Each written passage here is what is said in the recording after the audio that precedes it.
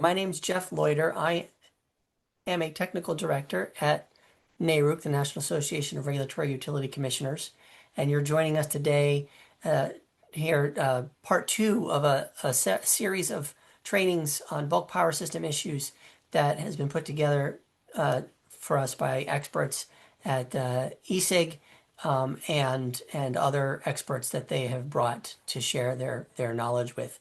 And Eric Ella from ESIG will say more about that in a moment. Couple of housekeeping. One, you heard that we're recording. We will be posting a recording of the presentations on our website. There is a Q&A part of this after each speaker, and I think for ease, we're going to probably include all of that. So be mindful that your questions will be part of the recording that's posted. I also want to make sure that I clear that this is the intended audience for this are state agency staff. That is members of NARUC, our organization, members of NASIO, state energy offices, or NASUCA, the utility consumer advocates, or other state agencies. If that doesn't apply to you, we would ask you to please sign off and come back for the and watch the recording at a later time. It would be great. I know not everybody can do this. Sometimes there are limits on what you can do in Zoom, but you are welcome to add to your name your affiliation. Let us know where you're joining us from. Yeah, what state, what agency. I will very quickly uh,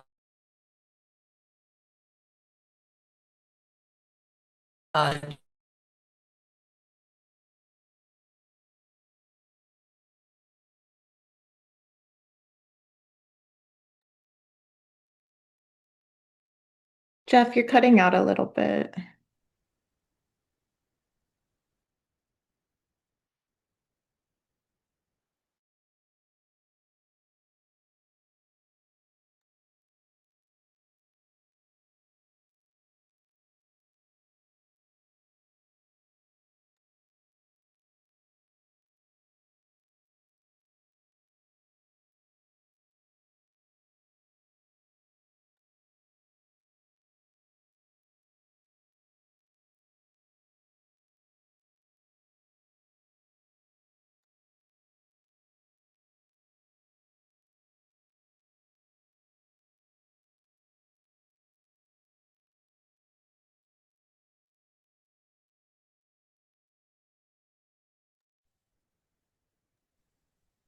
Jeff, can you Oh, hear sounds me? like can folks hear me? This is Eric Hilo with eSig.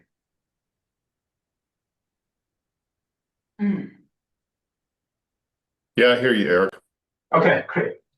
So maybe I'll just go ahead and give a quick introduction since it looks like Jeff's audio is cutting out. So I'm just going to share a couple material, but we'll get right into the speakers for the session today in just a moment. So.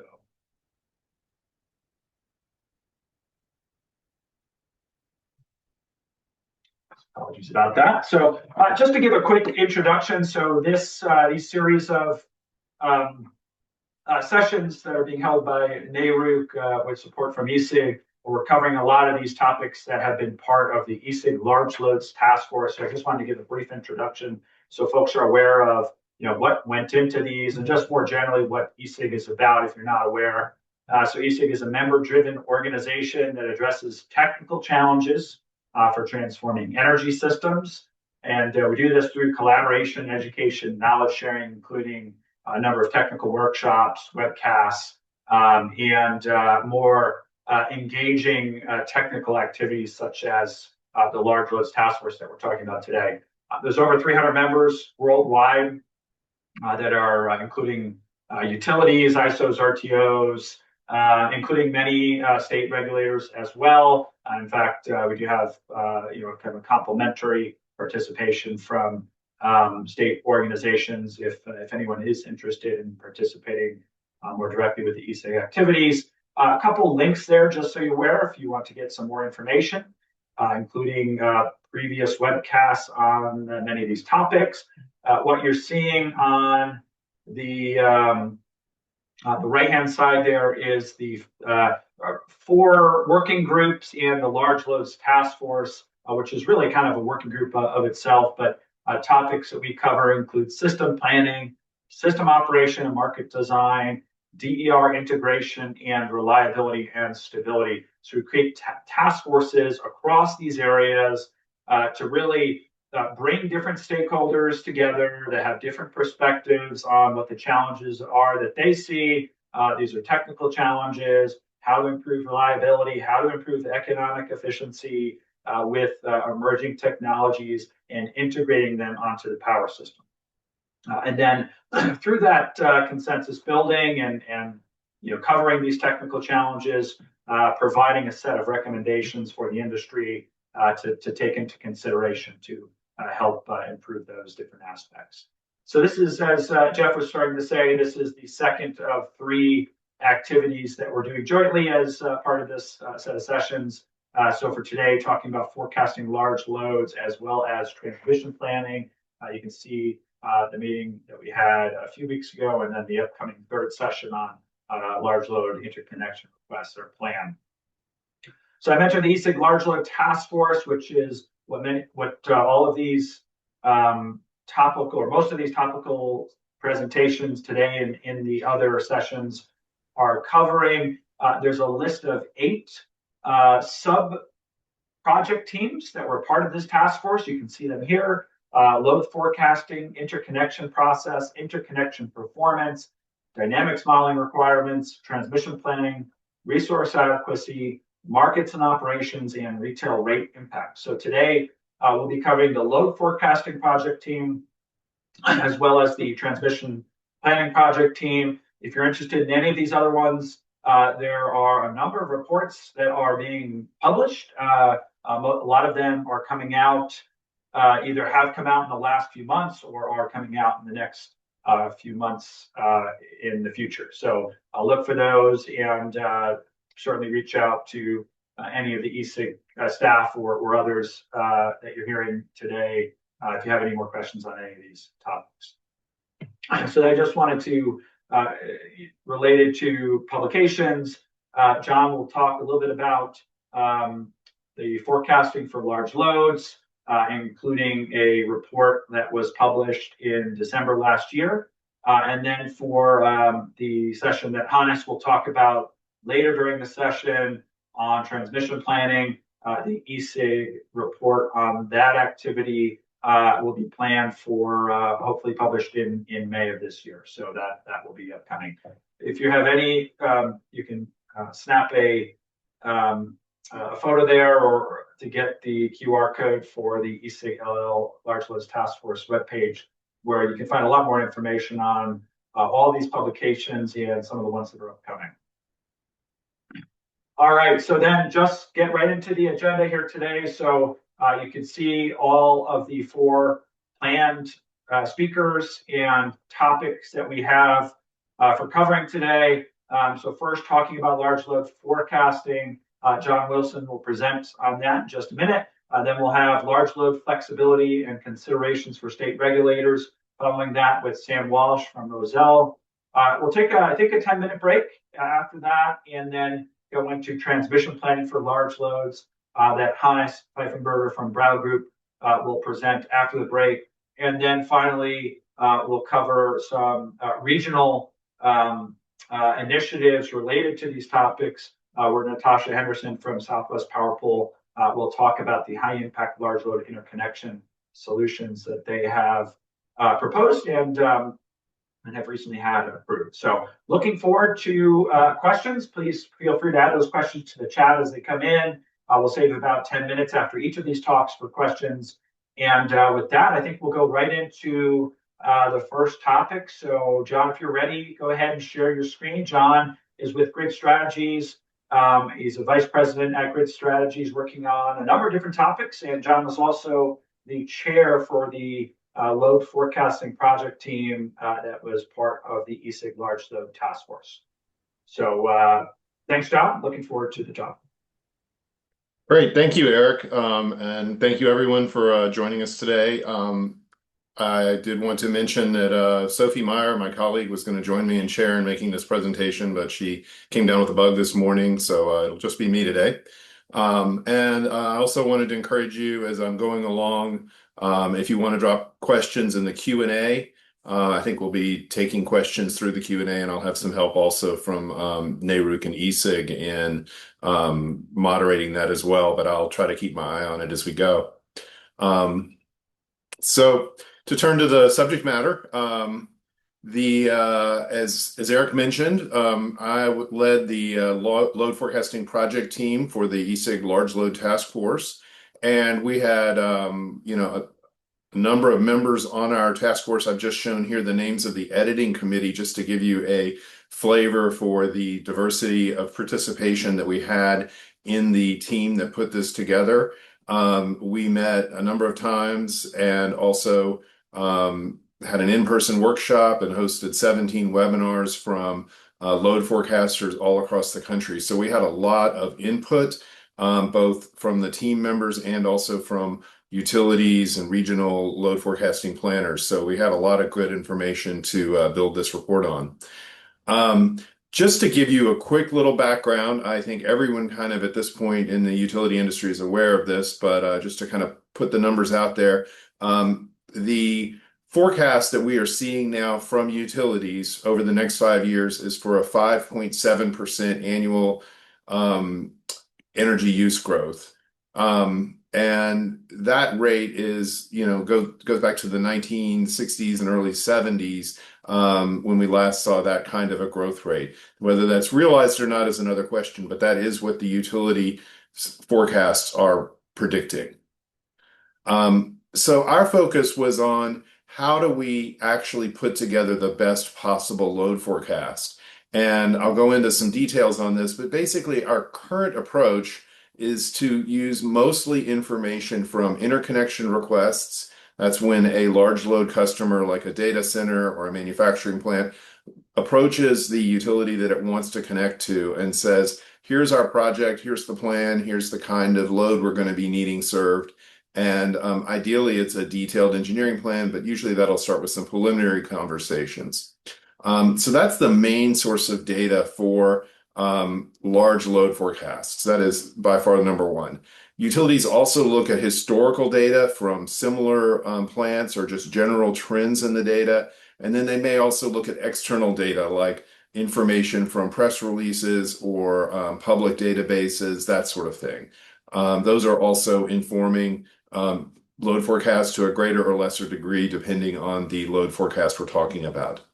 Then they use those data to create a number of project metrics. And here I've listed the 5 that we recommend using in our report, and I'll come back to that in a later slide. But whatever metrics they're using are used to inform the load forecast. And they create generally 2 load forecast metrics. One is the peak load forecast, the annual or maybe a seasonal peak.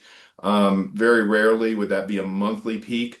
But you'll see a load forecast going out for the projects and for the project, for all the large loads together, going out at least 10 years, in some cases as much as 30 years.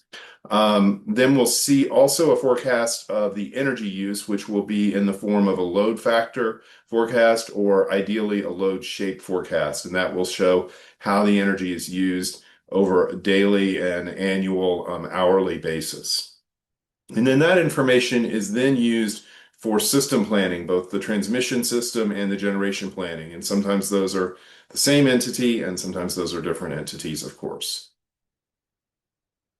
So here's our 10 report recommendations. And I'm not going to read through all of these right now. I'm going to come back and put this slide up at the end of the presentation and ask you to sort of encourage me through Q&A to speak about one or another that's of interest to you. Sometimes we take a poll and we focus on the top 1 or 2 recommendations. There's a lot of detail on this, but I'm going to hit a lot of these points throughout the presentation, and then I would encourage you to pull a copy of our report to really dig into the recommendations and understand exactly what we're getting at with each of these.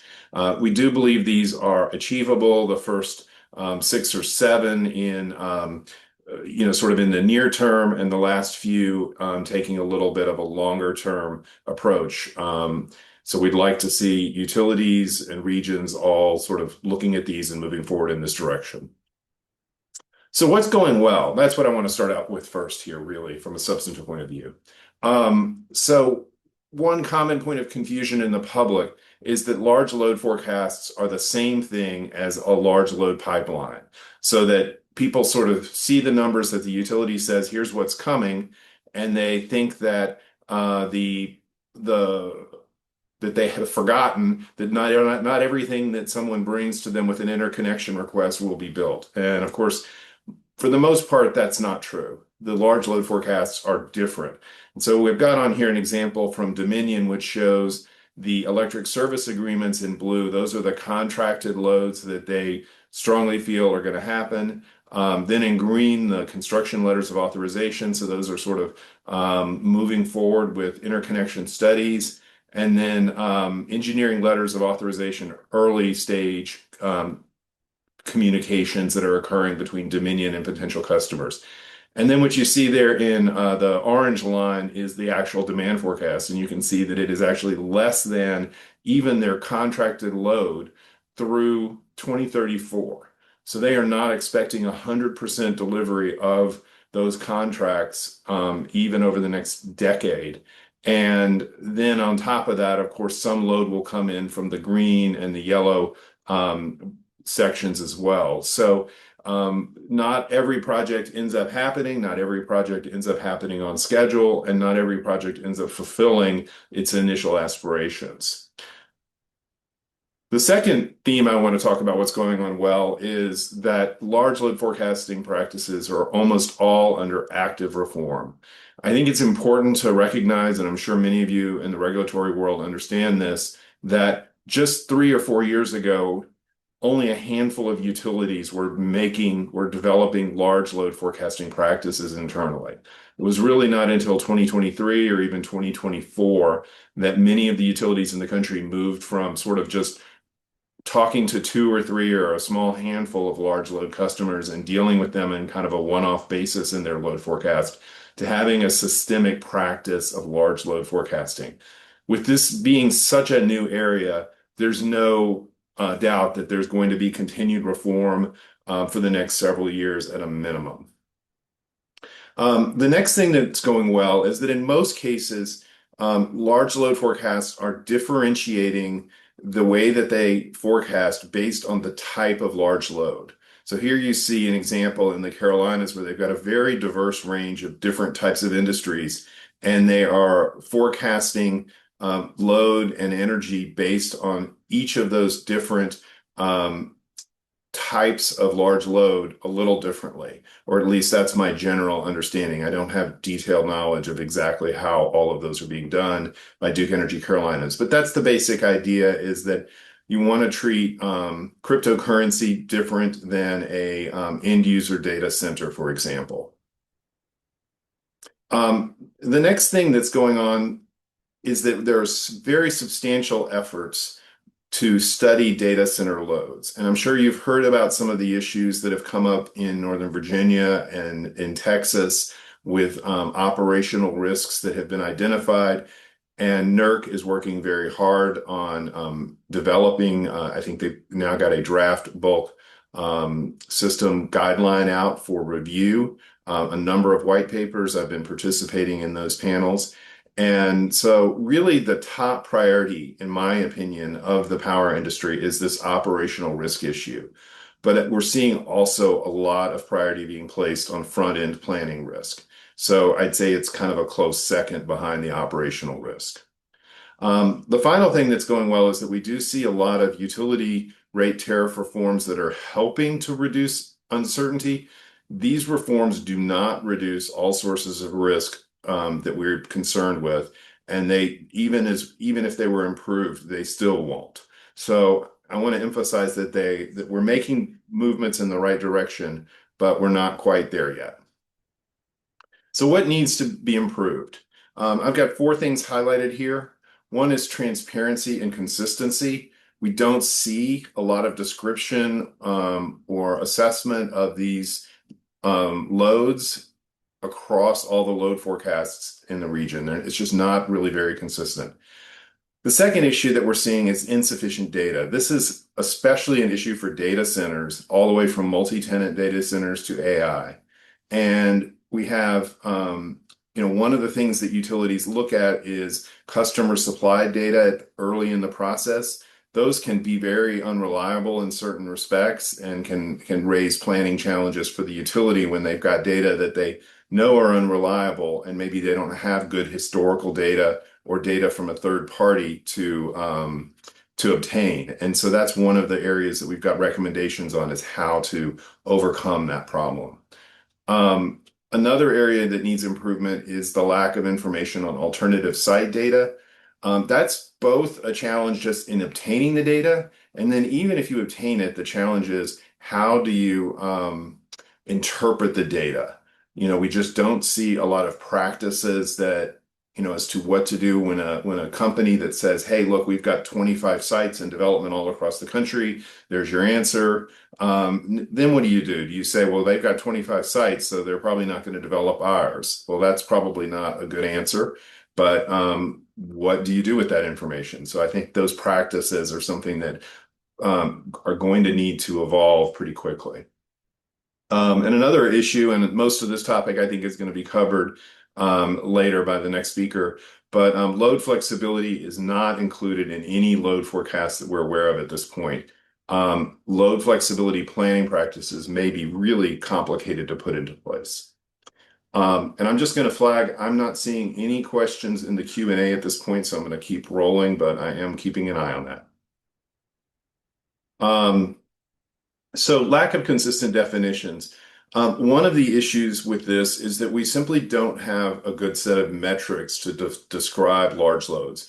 In some cases, you'll see the load forecast as sort of a, we have requests for 3.5 gigawatts of load in 2029, and we are forecasting 2.7 gigawatts will actually occur. But there's no explanation as to why we don't have 3.5. Maybe it's because they expect the projects to come late. Maybe the projects will be canceled. Maybe they'll be just slightly smaller than expected. And so what we've tried to do is break that forecast difference between what's asked for and what's expected into 5 component parts. The first part is whether the project will actually come to fruition. Will the project ever interconnect? The second one is the energization date. Will there be delays? The third is how much load will actually show up once the project is fully scaled up. The fourth is load ramping, basically how quickly the load will come online from startup, from the very beginning of commercial operation to the reaching that peak that we just talked about with load realization. And then finally, one that has to do with energy. And that one is can be either just the load factor, which is what we're seeing more commonly right now, or the load shape, which has more detailed information, can be seasonal, can be hopefully hourly, all kinds of different sorts of information there. So that's something we'd like to see in all the load forecasts, and we'd like to see it transparent so that utilities can hold themselves and can be held accountable by regulators and other parties for doing a good job with their load forecast. And if they have fallen short, looking back to understand why, which metric did they get wrong? Just knowing that if they said it was going to be 3,500 megawatts requested and they were expecting 2,700 megawatts to show up, and then only 2,200 megawatts showed up, where did they fall short? Which one of these 5 metrics did they get wrong, and why? And how can that be improved? Another part of the process in load forecasting is sort of relating that to the large load interconnection milestones. And here are the steps along the way from the customer sort of reaching out and saying, I'd like to interconnect, all the way through energization and monitoring.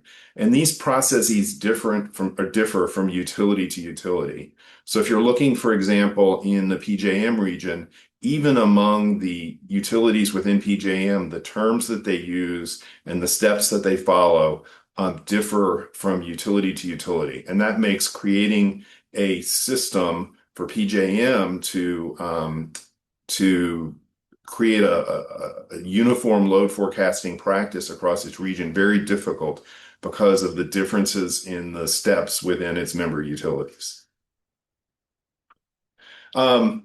So some of the recommendations that I wanted to just kind of highlight and give you a flavor for. First thing is addressing back-end risk.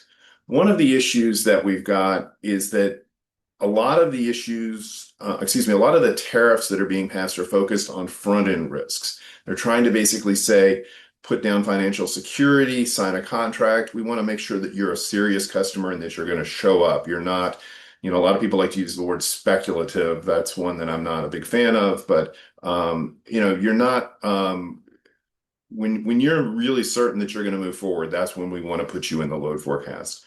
And the utilities then use that information to create weighting factors, maybe stochastic modeling, maybe scenarios to sort of come up with that front end risk. But the back end risk is something that is not being addressed. And that is what happens if the data center forecast turns out to be a development bubble? What happens if demand just falls below expectations? And we just don't really know how well matched any attrition that occurs on the back end of these projects might be matched up to future load growth. So as a counterexample, in the residential or small commercial space, we know that demand will come and go from certain businesses and certain residential areas, but there's likely to be another customer that comes in behind that and sort of takes its place. That may not be the case with some of these gigawatt scale loads. A second issue that I want to flag, and this is another long-term one, is sharing of large load data. And customer privacy is a big barrier to this. It's very complex to share the data between the utilities. And so we've suggested a number of steps that you can take at a national level to build a database. And we'll be looking at that. Then finally, I wanted to flag here what we call a maturity assessment framework. And this is consistent with a concept that was first put forward in NERC's preliminary draft reliability guideline. And the idea is to use project milestones to assess project maturity. And many of you may be familiar with the AACE cost estimate classification system. So as the project becomes more and more defined, you go to a higher and higher degree of confidence in the cost estimate that is being proposed for that capital project. And we're suggesting a similar approach be taken with load forecasting. As projects mature towards higher classifications, we would have weighting factors for those projects would increase and the forecast accuracy range would then narrow. So that's really all I wanted to cover. Thank you for your interest, and I'm going to put the list of report recommendations up. And if we have any questions, I'll look for those in the Q&A or hear from them from the host. Thanks. Thanks, John. This is Jeff. I do believe I'm back. Sorry, I think I missed most of your excellent presentation, although I did get a chance to look over the slides ahead of time. We did get a question in. How do load forecasts for data centers incorporate expected improvements in compute and chip efficiency? Yeah, that's a great question. And that kind of goes to the some of the details we have in the addressing back-end risk question. We certainly don't know. We have not seen any utility load forecasts that have really addressed back-end risk. And that could be everything from the data center going completely out of business, the data center refreshing its compute systems and requiring less load. It could be any number of types of changes that could occur. And so it's a great question. The answer is no one is really addressing that yet. We do have some initial thoughts on it, but our main thought is that utilities should at least begin investigating that in the context of their specific mix of loads. There's a real wide variety. So you can't just sort of set a benchmark, like say, assume that in 10 years, 20% of your large load will disappear. Like that would not be appropriate to do on a nationwide basis, but it might be appropriate to do at the within a specific utilities context. I mean, do you mind? Can I probe that a little bit? I mean, Yeah. I feel like I've seen forecasts where um, there are ranges given, for example, Mhm. based on variables that are uncertain, as there always are. But it's your sense that with respect to data center forecast, utilities aren't giving a range that says our forecast in 5 years could be between X and Y because of data center? Or is there something else you're getting at when you said they're not incorporating the back end risk? So we are seeing what you just described, and yes, but I think it mainly relates to front end risk. At least in the descriptions I've seen, and I may not be up to date on every load forecast that's been released in, say, the past month or two.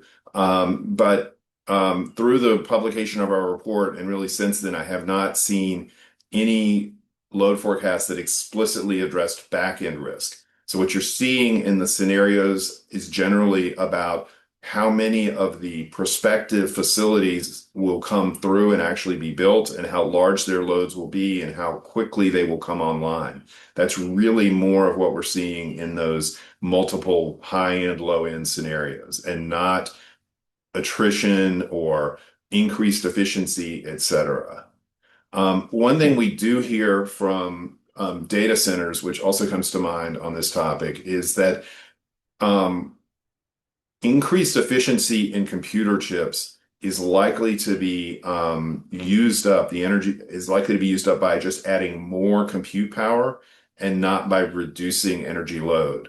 Now we'll see what actually happens in the future. So, I would take that with, you know, I don't know, not quite a grain of salt, but just recognize that that's a prediction and not a certainty.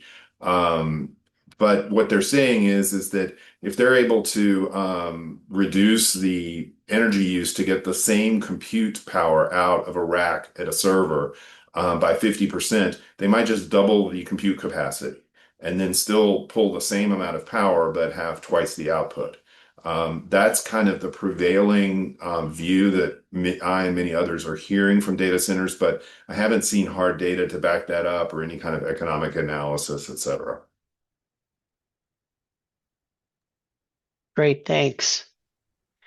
Any other questions for John?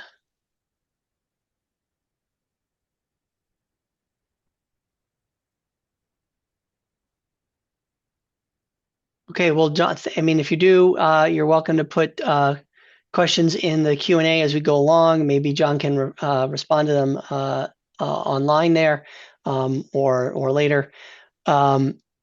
But with that, then I think we'll pass it over to Sam Walsh. Sam is with Roselle. He's going to talk about large load flexibility considerations for state regulators. Thanks very much for your presentation, John. Sam, we're doing well on time, so looking forward to hearing what you have to say. All right. Hold on. Let me get my presentation.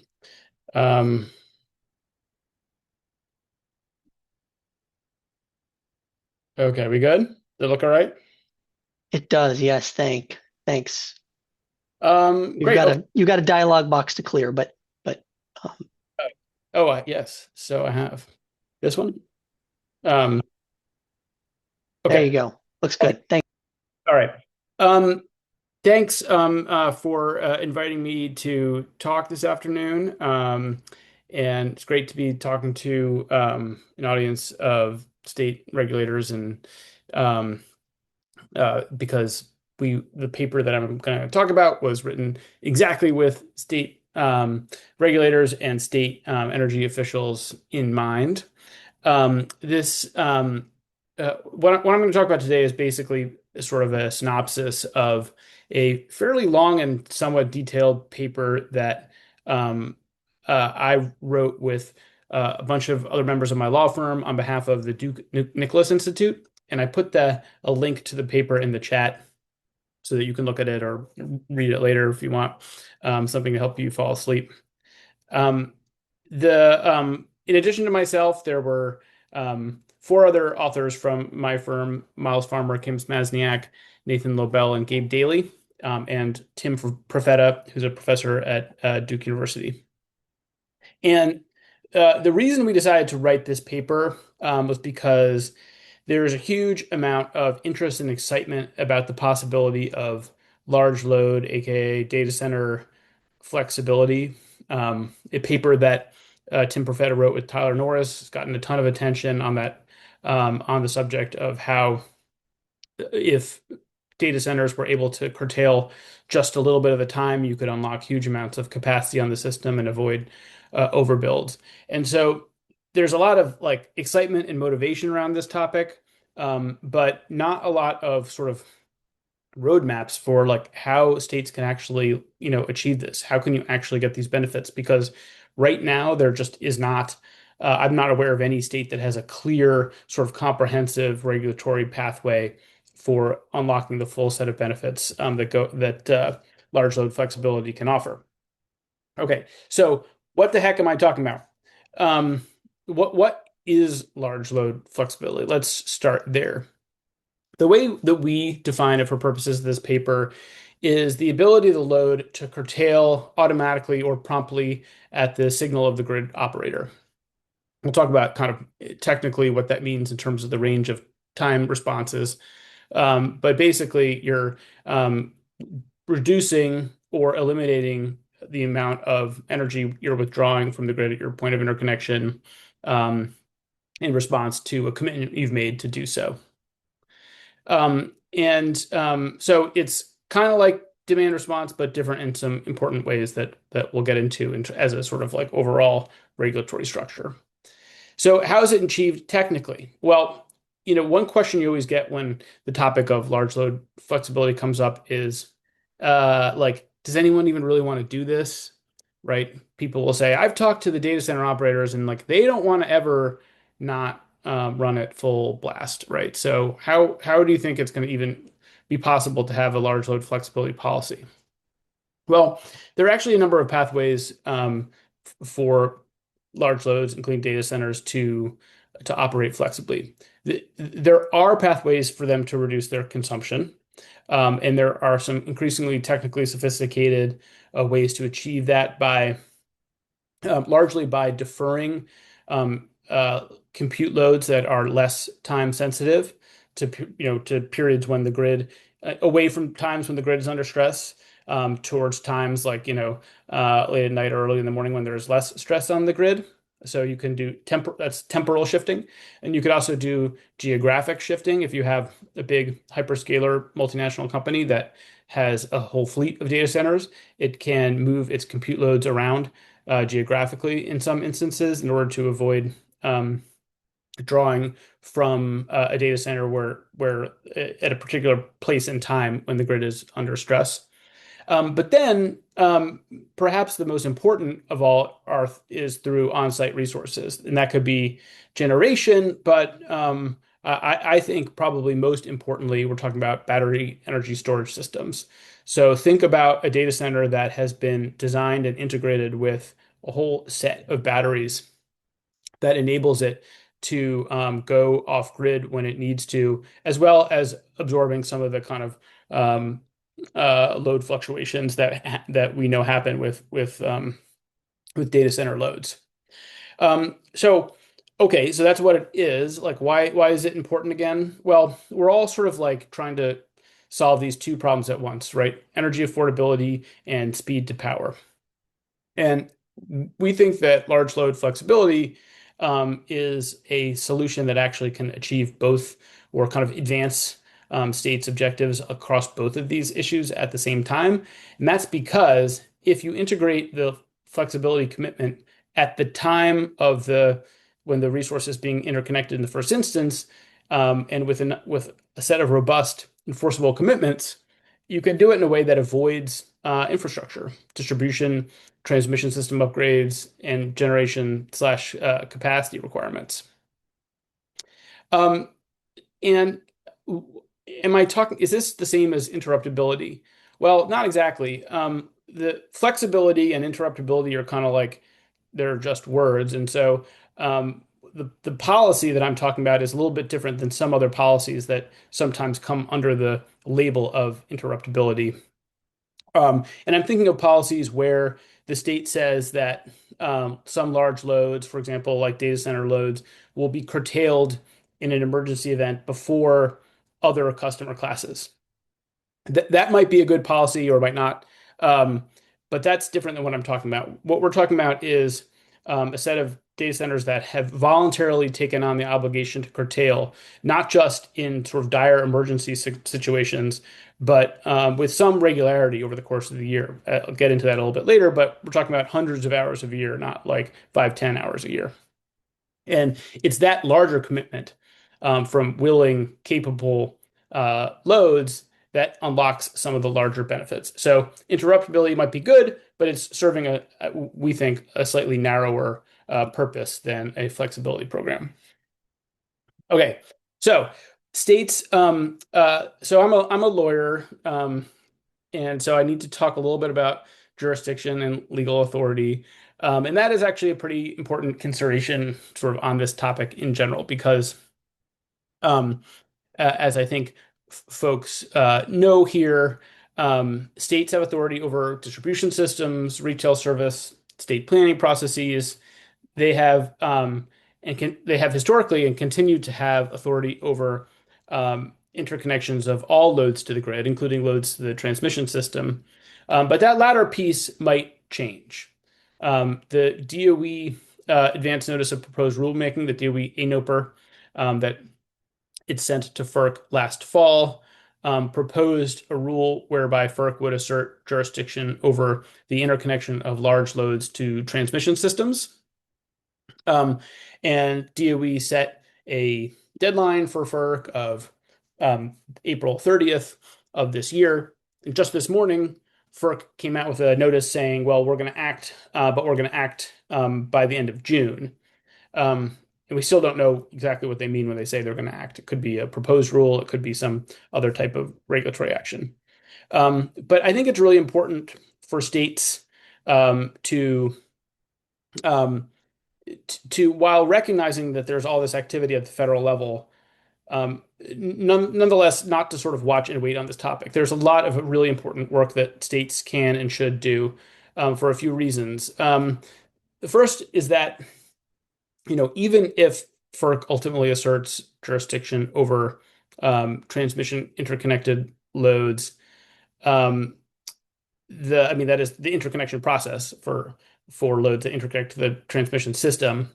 States will still have authority over interconnections to distribution systems, and that dividing line is itself quite a gray area.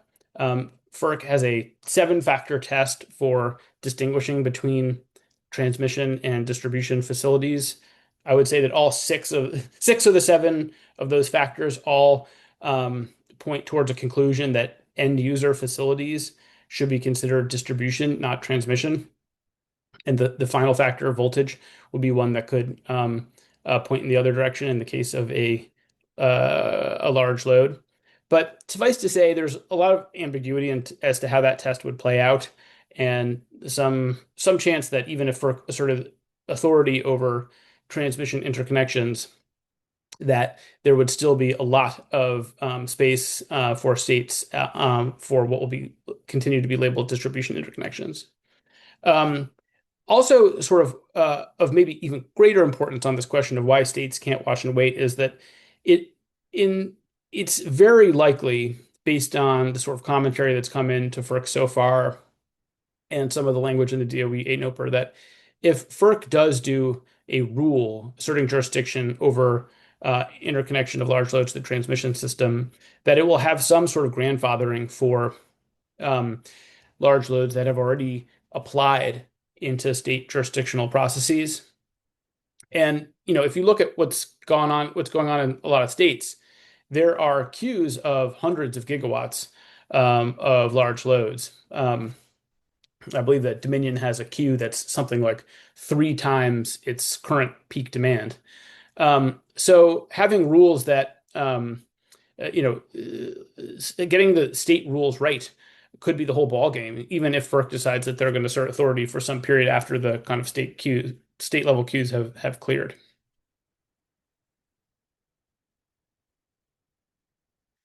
Um,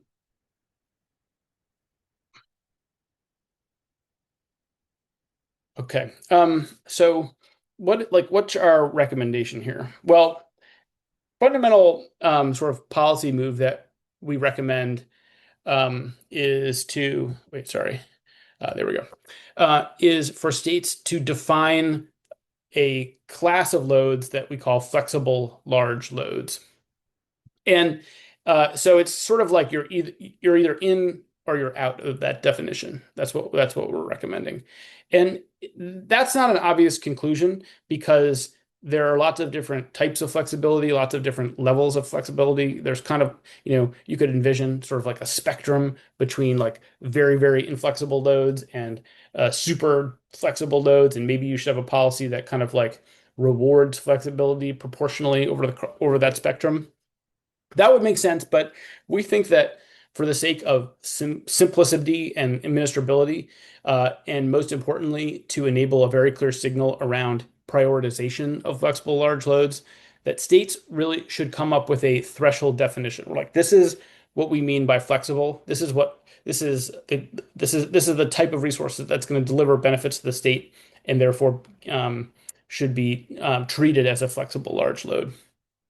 And we recommend that states fill out this definition on the basis of the commitments that the large load makes. Not necessarily its technical capabilities, but what it is, willing to sign up for contractually to do in terms of binding commitments to curtail under when they're called upon.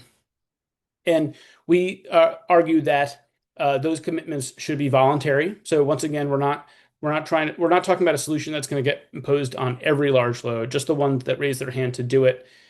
They might get the benefit of being prioritized in queues, but only certain large loads, only certain data centers are going to be have the sort of technical capability and wherewithal and desire to be flexible. And so it probably makes sense to sort of allow some to do it and some not to do it. The commitments that I'm talking about, the commitments to curtail, those are commitments that we say should be made upfront, like during the interconnection process as a condition of interconnection and or as a condition of retail service. These are commitments that should be long-term, right? So this is one important difference between what we're talking about in demand response, where a demand response resource may choose to participate or bid in the market sometimes, not other times. We're talking about a commitment to curtail that is from the moment of interconnection energization until the end of interconnection service. And it's only a kind of long-term commitment like that allows the state regulators and planners to sort of take that commitment on board in terms of infrastructure planning. And then we say that these commitments that we're talking about should guarantee minimum levels of curtailment performance across 4 parameters. One that we call depth, and that just basically means like megawatts, or percentage of nameplate demand. So like if you're a 500 megawatt load, you might only meet the definition of a flexible large load if you're able to curtail at least, say, 50% of your total capacity when called upon. So you're able to cut down to 250 megawatts or below. The other parameter that we think that we say that the flexible large load should need to be to meet is speed, response times, and this could be anything from kind of an near instantaneous automatic curtailment, and that is technically possible, to curtailments that occur with, say, 5 or 10 minutes of notice. And in the paper, we kind of talk about the different considerations and different sort of benchmarks that states might look to. 10 minutes is sort of puts you in the ballpark of NERC operating reserves. 5 minutes would align with what PJM has recently proposed as the time period through which loads that are taking non-firm transmission service should be able to curtail. So there's a bit of a range that states could consider. Next parameter that we talk about is the duration of the curtailment commitment. So you have to not only be able to cut 50% or more of your load, but you have to be able to do it for a certain number of hours. That's obviously something that could be adjustable, but the paper we recommend, or we kind of toss out 4 hours as a benchmark. That's a period of time that will take you through most sort of contingency events in the grid. Maybe you say it's 4 hours in general or longer during certain kind of extreme grid emergencies like winter storms and the like. And then the final category is availability. So how often, how many hours per year are you signing up to get curtailed for? And that's another area where you could have some choice. There are some benchmarks out there. The number we float in the paper is around 250 hours per year, which is kind of what a bunch of different programs, some of which are analogous sort of demand response type programs, are kind of circling around. And a lot of the studies and modeling shows that a data center or large load that is willing to curtail with that frequency, something like 250 hours a year, could have huge impacts in terms of costs on the grid. Okay, so that's like how we define a flexible large load, but then like what happens? Like what policies flow from that? Um, uh, in the paper, we talk about taking that definition and applying it across 4 policy domains: interconnection, rate making, load forecasting and planning, and bring your own capacity policies. Um, and but I can't see the QA where I am, but please, Jeff or anyone else, feel free to interrupt me at any point if there's like a topical question. I think it's fun to get questions in the middle, but I won't insist on it. There is a good question, but I think it's okay to wait till you get to the end. I think Well, okay. it fits better at the end. Feel free to interject at any point, Jeff, or anyone else. I think these things are sometimes more interesting when they kind of feel like a conversation. Okay, so these 4 policy domains, like if a load qualifies as a flexible large load under this definition, then what happens? Well, importantly, there's the interconnection policy. That's the sort of policy domain that's doing a lot of heavy lifting in order for states to be able to kind of realize the benefit of flexible large loads. And we recommend 2 kind of discrete policies in the internet connection process to effectuate that. First of all, we recommend prioritizing the study of loads that meet the definition of a flexible large load. That's like the one kind of real benefit you might say that we recommend for flexible large loads. And it's a very important benefit, a very kind of like economically valuable benefit, right? So to use Dominion as an example again, I read recently that they have 15 batches of large loads that they're studying, and they're committing to study at least one per year. So if you end up at the end of their queue, there's no guarantee that you're going to get even studied for 15 years. So prioritization is kind of like the name of the game for some of these new kind of business models to actually be able to be implemented, including flexible large loads. The second really essential interconnection policy comes in the study process. So when utilities study loads that they're interconnecting, what the typical practice, the standard practice, is to take the maximum draw that the load, the maximum amount of power the load could be drawing from the grid. It's nameplate demand, and assume that the load will draw that amount during kind of the worst periods on the grid. The worst, the hottest days of summer, the coldest days of winter, etc. And then when that additional load results in transmission security violations, then you might kind of the planner would require network upgrades in order to interconnect that load. But when the load is flexible, when it has committed to curtail, say, 250 hours per year of X number of megawatts, and the grid operator has some faith in the sort of technical basis for that commitment, then they should study those loads in a way that kind of takes those curtailment commitments on board.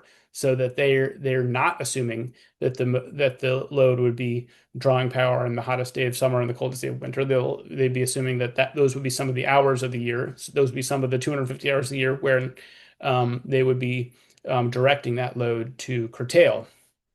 And if you don't study the loads in that manner, you're not going to be able to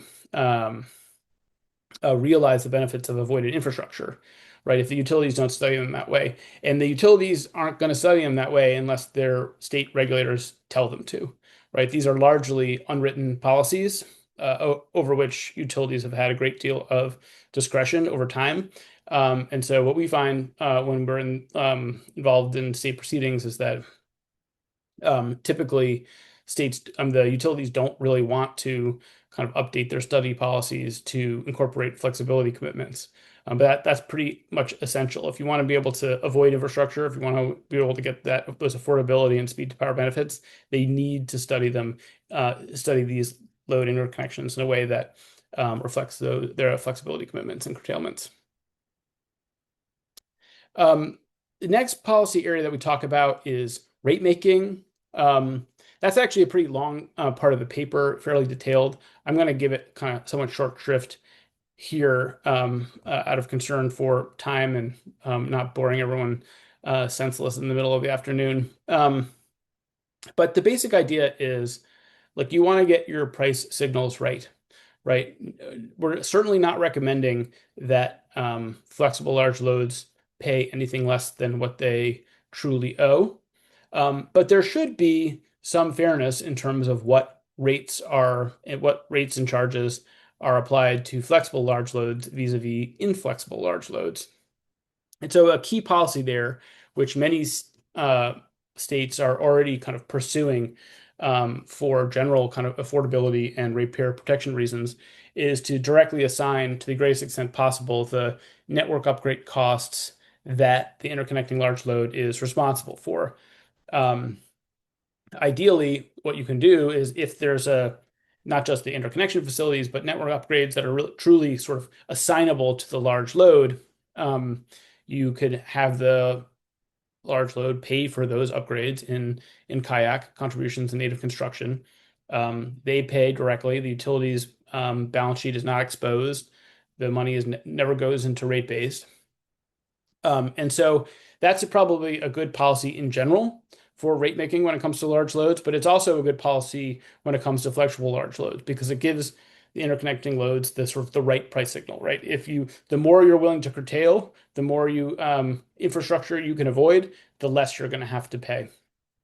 And so that distinction flows through not just to upfront infrastructure costs, but it kind of carries through into some of the other key rate making provisions that go into large load tariffs, like minimum monthly billing requirements, collateral, exit fees, and the like. Next category where we think this flexibility requirement should play is the load forecasting and planning domain. And I'll say this part of our paper draws very, very heavily from the work that ESIG has done. And so that ESIG recommendation number 10 is essentially what this section of our paper kind of like talks about, which is, if a load is willing to curtail and therefore avoid the need for capacity to meet its needs, or transmission to meet its needs during peak periods on the grid, that commitment should be embedded in load forecasts in the same way that it's built into the interconnection studies.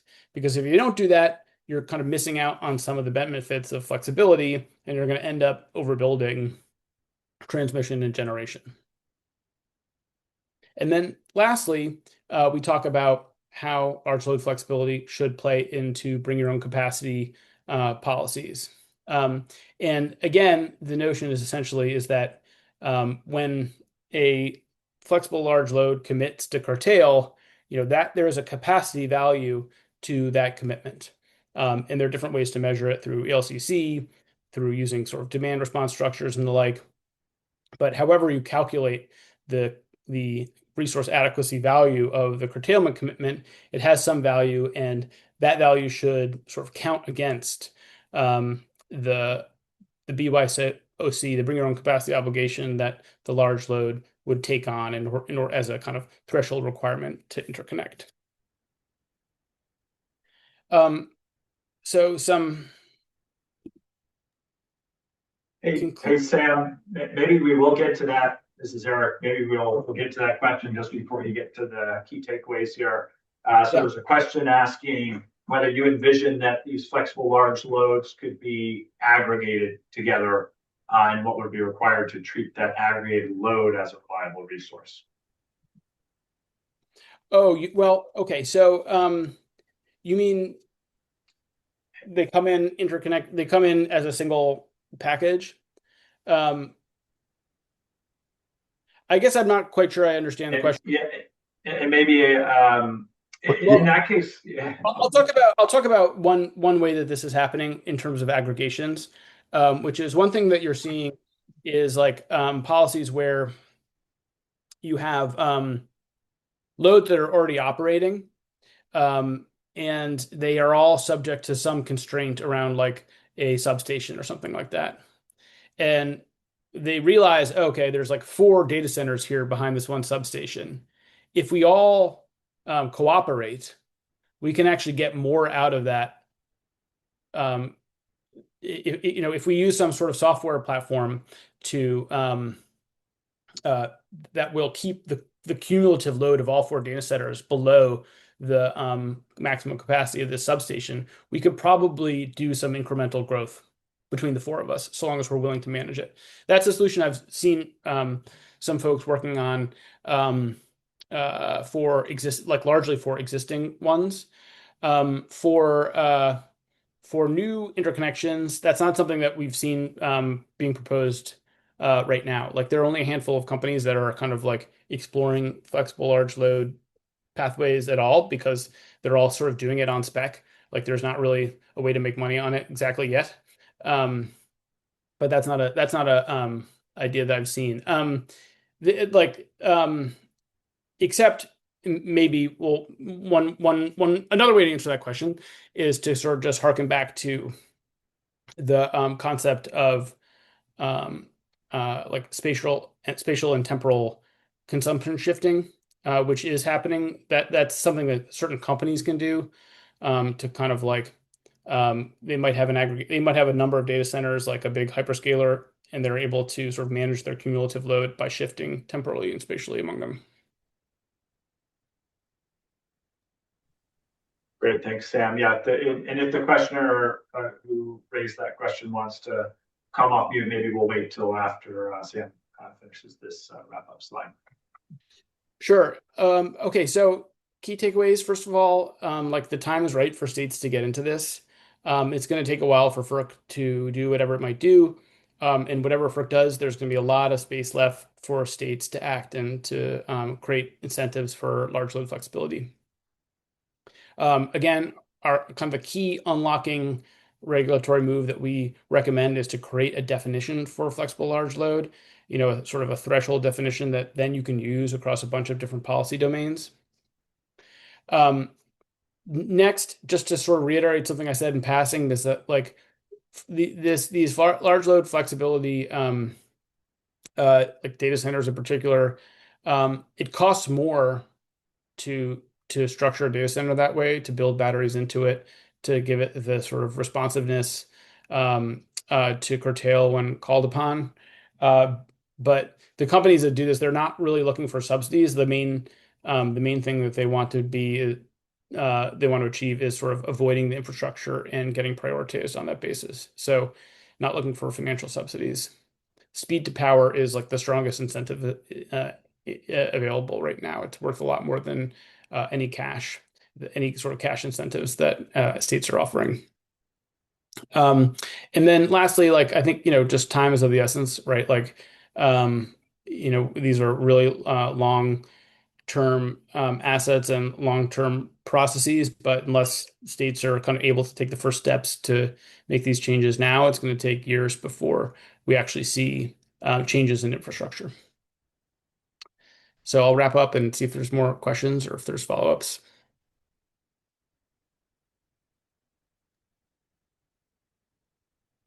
Great, thanks, Sam. I'm not seeing any in the Q&A at this moment, but I think folks can also feel free. I don't know if we have I think we have a raise hand feature here in Zoom. We can try that, or folks can just come off mute if you also have questions in case it's quicker than typing it in there. Agreed. That would totally be fine.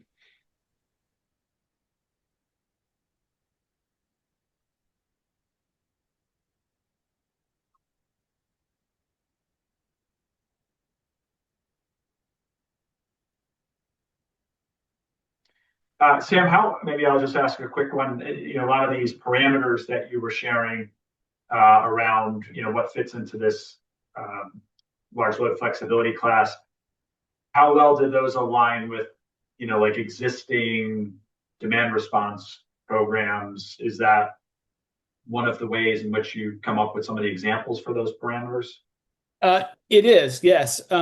So the 250 hours per year is a little bit of a sticking our finger in the air about what we've seen as achievable from some flexible data center operators and like analogizing to certain types of demand response programs that are kind of in that neighborhood of 150 to 300 hours per year. In terms of timeliness of response, that's, there's a range there, as I said before, of everything between kind of like instantaneous to like 5-10 minutes. I think that's sort of like that spectrum is all sort of on the slightly faster reacting side than typical demand response, but not totally out of the bounds of what a demand response resource would be called upon in that sort of 15-minute level. The duration, I actually am not sure what most markets require in terms of duration of demand response curtailment right now, how long you have to commit to curtail. I'd be interested to hear folks who can chime in on that point.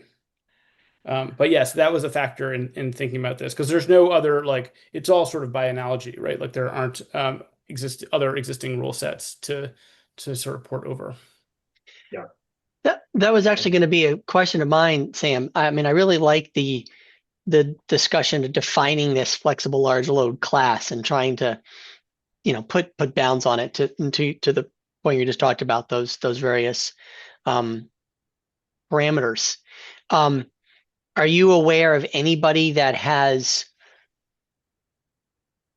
taken at least first steps to kind of do that, or are there places or jurisdictions that have signaled they're going that way? Yeah. Are there drafts of language that states could look at to consider adopting? Well, that's part of what the paper is trying to do. Like there are states, Pennsylvania, Virginia, probably others, that have sort of hinted at or sort of dangled the idea of systematically prioritizing the study of flexible large loads. Those states haven't taken that step. If they were going to follow through on that policy, like they would inevitably have to create some rules and definitions around what that is, but I don't think any of them have gotten there yet.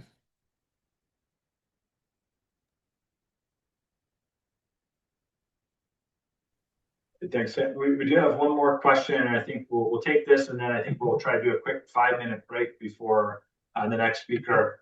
So the question here, Sam, is if you're familiar with the Texas Connect and Manage framework, which I'd say is also something PJM is looking at. If so, would you be able to discuss the process bringing resources connected, which might not be a quick answer actually now. Yeah.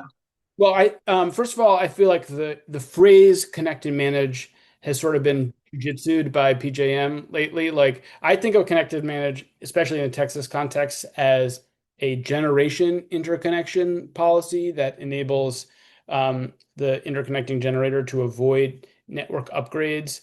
In exchange, they have to subject themselves to curtailment based on grid conditions. So you connect quickly, you connect without lots of costs, but then you have to manage your injections to the grid on that basis.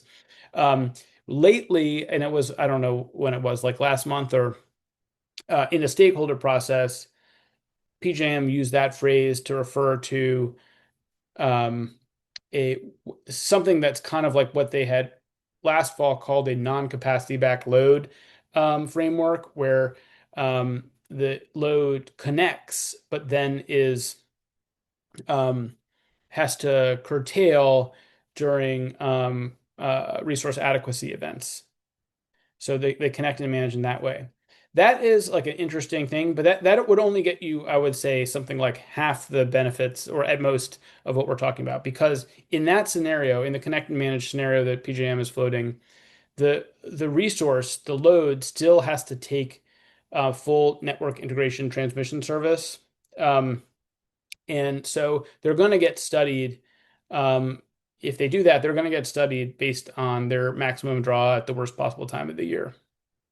So that's a solution for, in other words, that's a solution for limiting the procurement of generation capacity, but it's not a solution as it's been proposed so far for avoiding or reducing the amount of transmission network upgrades that would be needed to interconnect.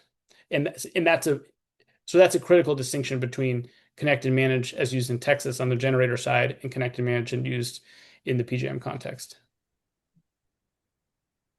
Thanks, Sam.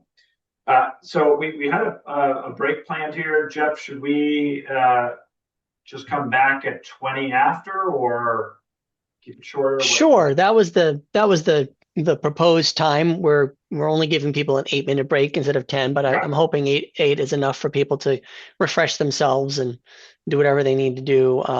Make sure nothing's burning in their inboxes or whatever. We're not going to go dark. I mean, we're not going to turn off we're not going to end the webinar. You don't have to exit and come back. Just step away, and we'll get started in 7 minutes at 20 past.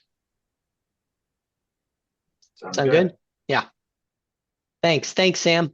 Hannes, who is a principal at the Brattle Group, and Hannes has also been one of the ESIG project team leaders on the transmission planning task. So he's going to talk about transmission planning considerations with large loads. Thanks, Hannes. Great. Thank you for giving me an opportunity to present this work that we've been doing over the last half year or so at ESIG. This is based on a report that I've been drafting with Warren Lasher and James Akulo. It goes into quite a bit of detail, so bear with me, but I will try to get us through this in the next half hour. I'm not sure I can see any questions, so if there are any questions, please just interrupt me verbally. Let's see.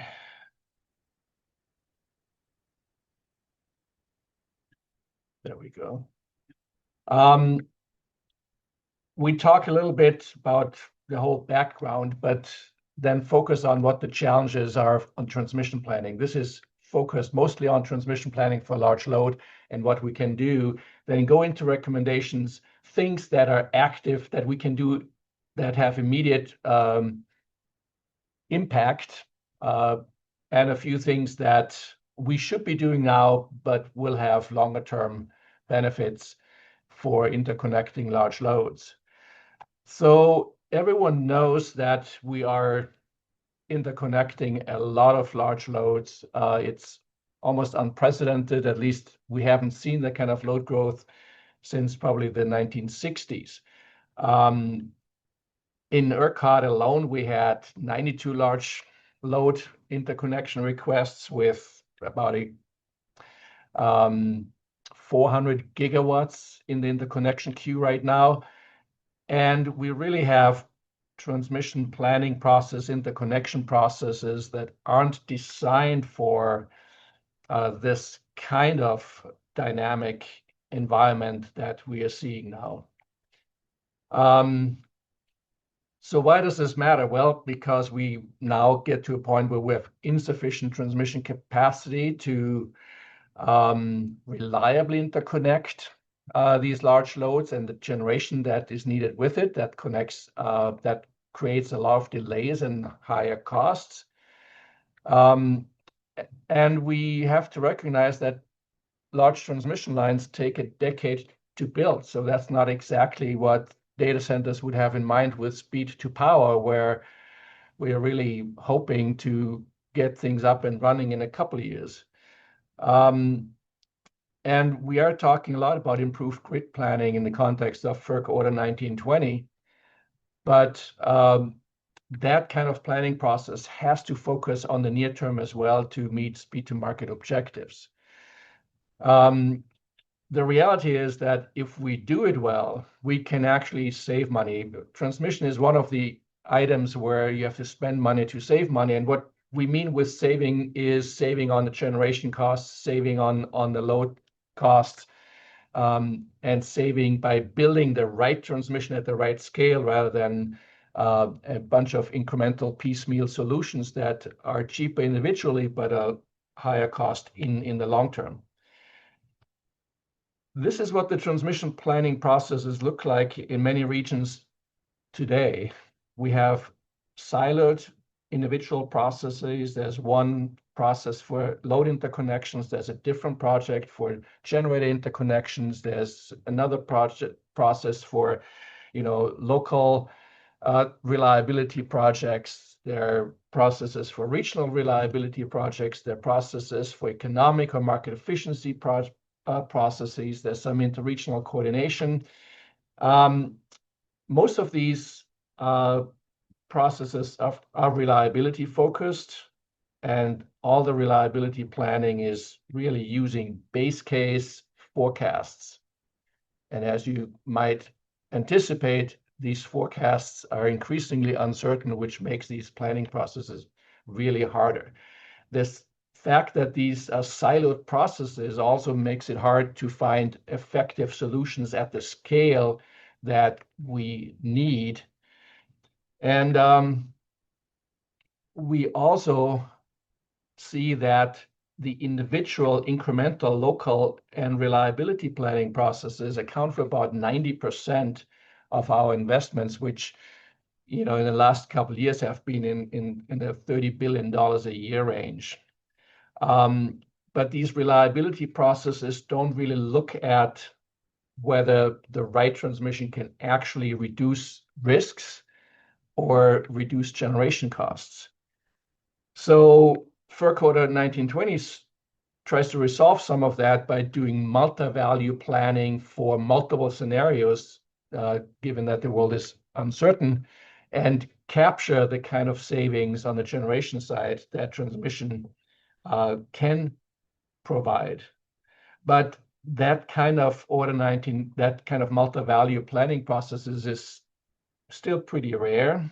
MISO does that, fairly well and has approved about $30 billion in projects. But most of the transmission that we're building is really incrementally justified based on the individual boxes that you see on this chart. But then Order 1920 is a long-term process.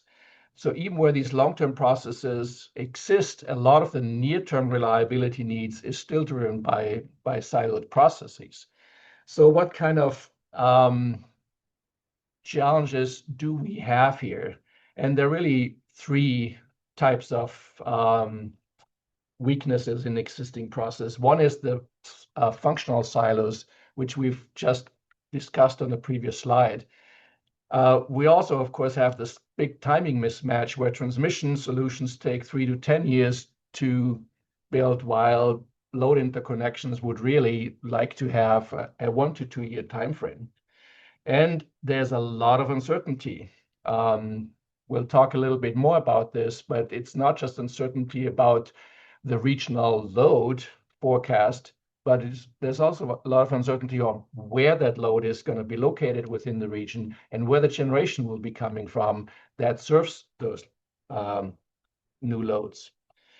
So the challenge really is compounded by all of this, that the silos block efficient information sharing, the urgency drives a preference for quick fixes that result in piecemeal solutions over time. And the uncertainty also makes traditional base case planning highly unreliable. So a little bit more about functional silos.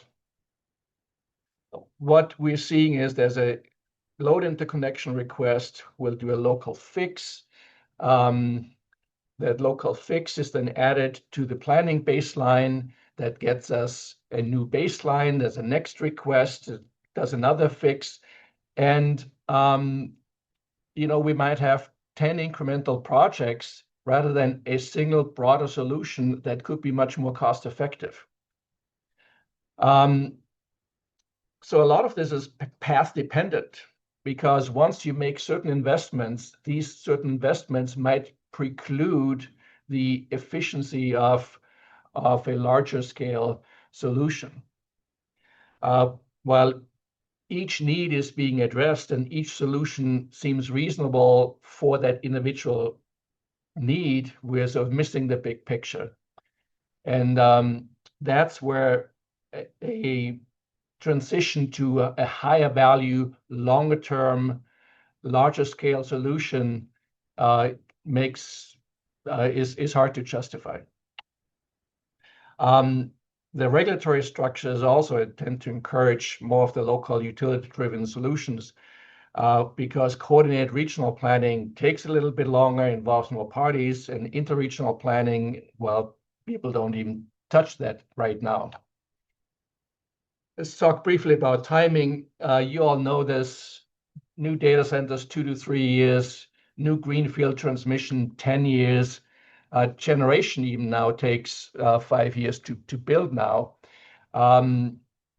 Solar and storage is much faster, so there might be some solutions here, but these are not complete solutions either. But there's a pressure to serve new loads quickly, obviously, and to resort to quick solutions that, as we previously discussed, might then undermine more effective longer-term solutions. And I'm bringing this up, even though we're really focused on speed to power, we do care about long-term costs. And a lot of these decisions that are being made right now will lock us in for the long term with perhaps inefficient solutions, which I have just talked about. So the uncertainty, of course, you all know about.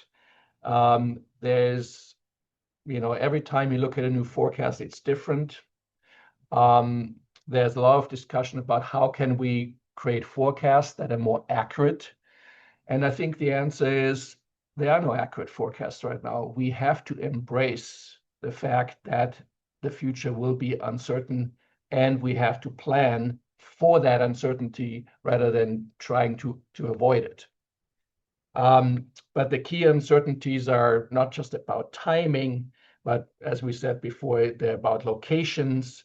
There are scheduling uncertainties, there are operational uncertainties like ramping speeds and so on. And there are big uncertainties of whether new load will bring its own generation or not. So whether there's co-located generation, because with co-located loads and generation, the grid impacts are much less or much more localized. As I said, we have potential load growth that might, I think ERCOT has, if they took every interconnection request serious, it would quadruple the existing load in ERCOT. And then the question, of course, becomes, well, maybe that's not unreasonable. But if that's not unreasonable, what is reasonable? One thing is clear: a single base case forecast is no longer sufficient, even in the near term. As you see in this chart, these are very large uncertainties, even over the next 3 to 5 years.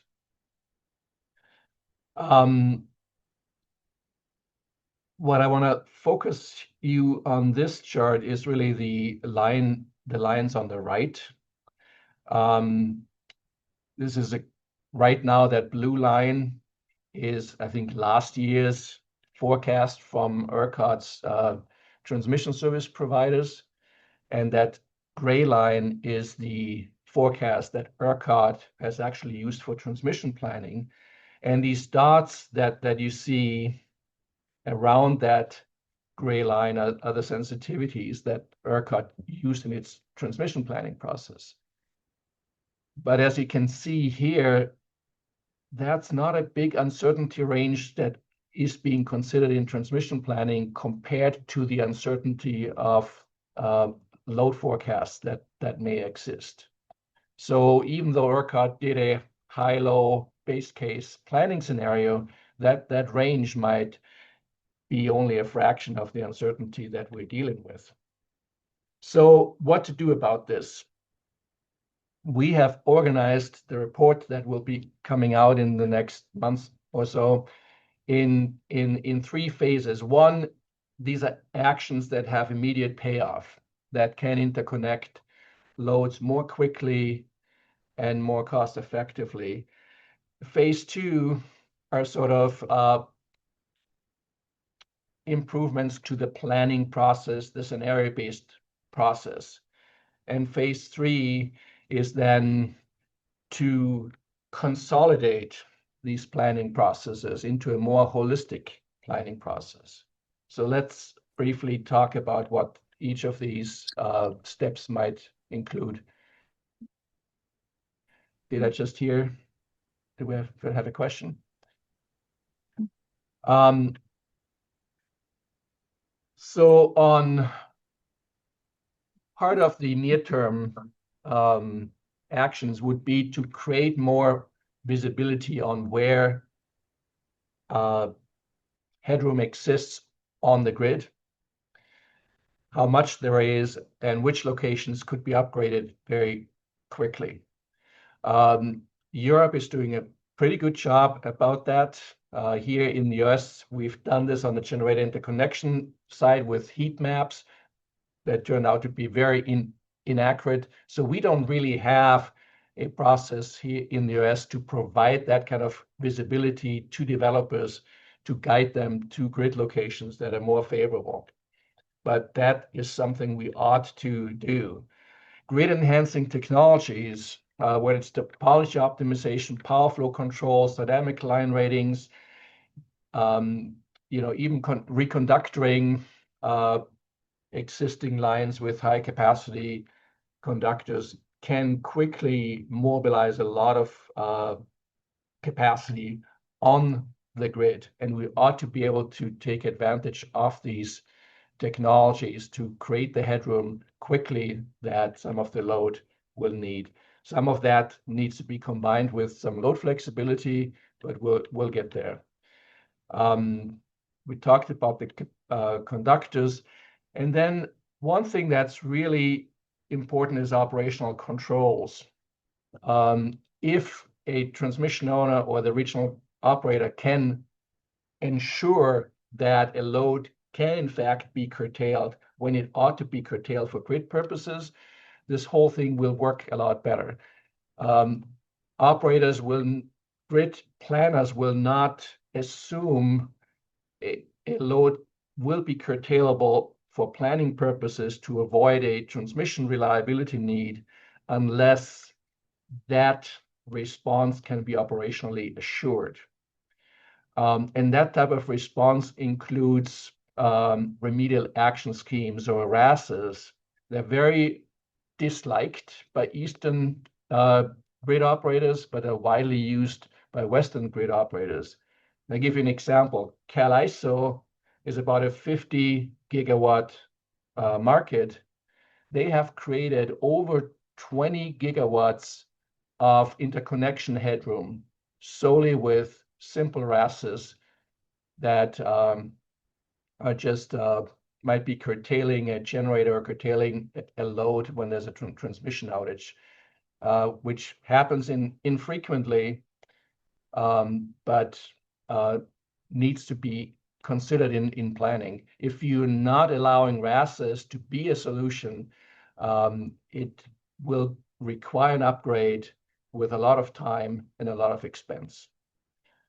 Load flexibility. Sam talked a lot about this, so I won't spend much time with, but it can be the flexibility of the actual load, or it can be the net flexibility of load with backup generation or load with co-located utility scale generation. Makes a big difference in reducing the net impact on the grid. That load flexibility does not need to be a temporary solution. It can be a permanent solution if there's co-location. And as I said, if you combine that with RASes, remedial action schemes, you dramatically reduce curtailment frequencies and curtailment durations. Co-location, of course, energy parks might be the silver bullet in a lot of that, but the interconnection processes are not yet modified to take advantage of this. We only now see some proposals such as SVP's HILGA framework and MISO's proposed flexible load framework. PGM has something, and ERCOT, of course, is actively exploring this as well. These frameworks, once implemented, will make a big difference in speed to market, but they're all envisioned as temporary solutions, so they're actually not saving any money because you will still have to build the grid upgrades in parallel, even though they could be permanent solutions. Because if you create an energy park with utility scale location, utility scale generation located right where the load is, there's no need that you can firmly serve the load without any of that generation that you put right there. To make this all work, we also need to share planning assumptions. The problem with the silos that we've discussed about before is that many of these silos use slightly different assumptions, which later just complicates everything. So a common set of assumptions, a common set of scenarios would make all these things work a lot more smoothly. Many of the delays that we see in interconnection processes relate to study processes, as some of the grid operators have already documented, and I think we'll hear a little bit about this in the next presentation. Automation of study workflows can really speed things up and reduce the bottlenecks that we have manually. Jeff? Yes, Hannes, we did get a question, and I think it might have been prompted by your slide previous to this one. So before we get too far away from that, I was hoping we could tackle that. For a traditional regulated, vertically integrated market, what assurance is there that utilities will actually utilize additional headroom on regional transmission that's identified through FERC 1920? And then they provide another way, put it another way, saying, how can state regulators be confident in the calculated benefits for regional transmission, such as lower production costs, if they're outside of an organized market? Yeah, no, that's a really good question. I think we've sort of done ourselves a little bit of a disservice by making transmission benefit a bit too abstract to be taken seriously in some places. We really need to do a better job in explaining what these transmission benefits are, what cost savings are behind those transmission benefits, and who receives these cost savings. If you have a vertically integrated utility, for example, you can calculate, say, congestion-related cost savings for the integrated utility, which is a different calculation than for a disaggregated competitive market.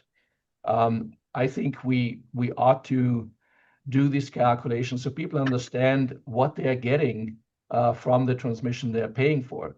Of course, grid visibility is a good one. if there is a regional project and we can point out where that regional project creates local headroom, that would make a big difference. Great, Uh, thank you. But that's the sort of action that I think would be very helpful. Thanks. I'll note that maybe I know you've got a lot of great material here, but about 5 more minutes if that's feasible, and then we'll give people a chance to ask any other questions before we get to our final speaker. Okay. Sounds good. So we're Thank making you. good progress. Uncertainty can be tackled by scenario-based least regrets planning.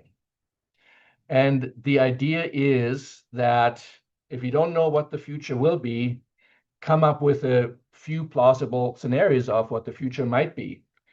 So you have multiple futures that bracket the uncertainty that we're facing, and then come up with solutions that would address the transmission needs in those futures and see which solutions are actually robust across the different scenarios. And what that thinking does, it will focus you on least regret solutions that are more flexible, that are more robust. You might spend a little bit more for flexibility, but you create a more robust solution that handles uncertainty better. What we want to avoid is being stuck having overbuilt the system and have stranded costs or costs that we didn't have to incur. But we also don't want to be in a situation where we've underbuilt the system, we're stuck with a reliability problem, and we just have to add even more transmission at higher long-term costs. And with flexible solutions, I mean things like if one future requires you to build one line, the other future is more challenging, would require you to build 2 lines.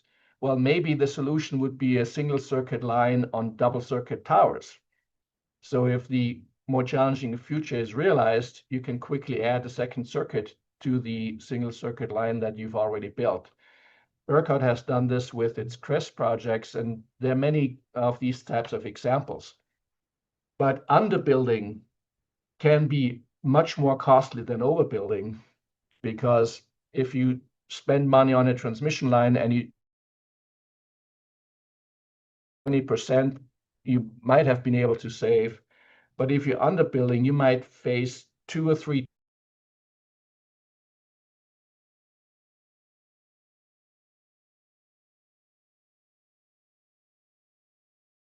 here. We don't have time to go through the example, but I do encourage you to have a look at this, because this really shows how least regrets planning works and how you can test solutions across different scenarios to not only select the solution that offers you the lowest expected cost across the, say, 3 scenarios that we have here, but also select a solution that minimizes risk at the same time.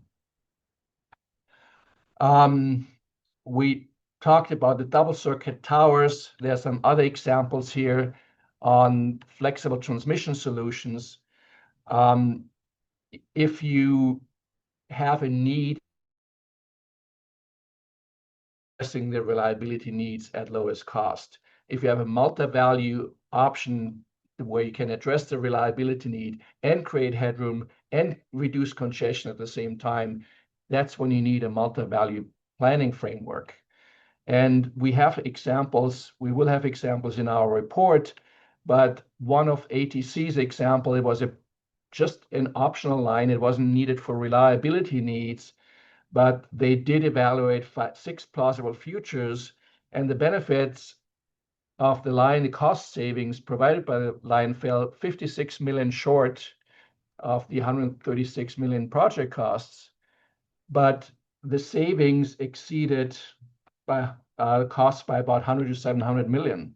So this one line would save 375 million on average, but in some future you might have regret building it, and that regret would be worth 56 million in additional costs. But if you're underbuilding it or you're not building it, you might be out 700 million. So this is the type of least regrets planning that we can do. And holistic planning, doing it siloed is not very effective. If you consolidate the silos, you can get better transmission needs. Some of the transmission technologies might cost 25% more, but offer you 3 times the transfer capability. So we really need to look at this holistically, because if we need the larger solution, spending that extra 25% to get that much more headroom might be really important. And I have to call out SVP, which has just got its consolidated planning process approved by FERC. I think that type of consolidated planning process is what we need in other regions as well. And then interregional planning, very challenging, but we have loads that are so large that we are building regional 765 kV overlays. And this is a map of those in ERCOT, SVP, and MISO, and PJM already had 765 kV. But as you can see, they're not far from each other. Connecting them might actually be extremely valuable. And I think I'll leave it at that. I don't think I need to summarize it again, but we can use the rest for questions. Thanks, Hannes. I appreciate that. And of course, all these presentations will be on the website. Hannes's slides are very rich in information, and so you're certainly encouraged to refer back to them for the summary of all the great info he provided. So give people a moment. You can type in another question, you can raise your hand, or you can just open up your mic and come on. We're a small and friendly group. So any questions for Hannes on this excellent transmission planning work?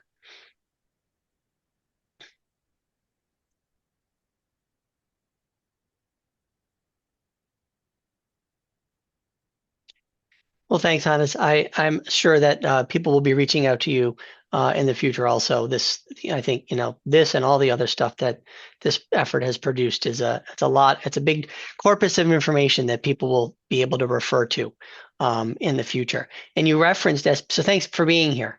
And you referenced SPP and some of the leading work that they're doing.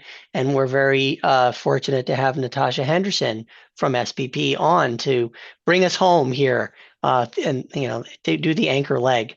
So Natasha, it's over to you, and we look forward to your presentation. All right, quick sound check. Can you hear me? Sounds great. All right. I am not an avid user of Zoom, so let me look for the ability to share here.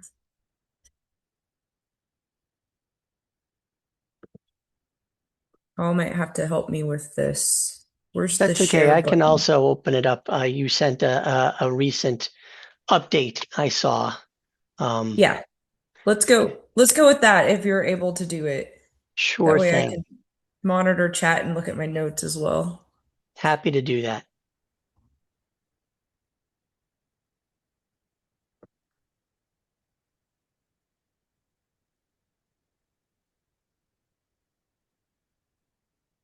I'll be there in 3, 2, 1. How's that look? It looks wonderful. Great. So Take it thank away. you. All right. Thank you for giving me the opportunity to present to y'all today.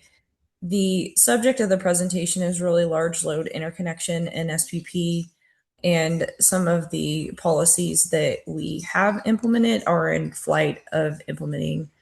In terms of what my responsibility is now in SPP, I have large load interconnection, generation interconnection, resource adequacy, and I have had oversight of transmission planning. So I say that such that you all can ask me questions on any of those fields related to SPP, and I'm happy to answer it should time allow. You can go ahead and go to the next slide.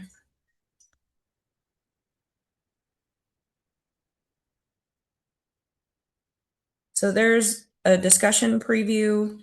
I am going to cover just some basics on load connection for all load in SPP because it is a little bit different than some of the other ISOs and RTOs across the country. And other regions. Then I'm going to talk about high impact large load policy. This is what we call HIL. This has been approved and is implemented in SPP.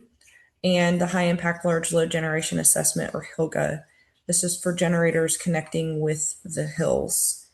And also on here is conditional high impact large load, which we're calling CHILL.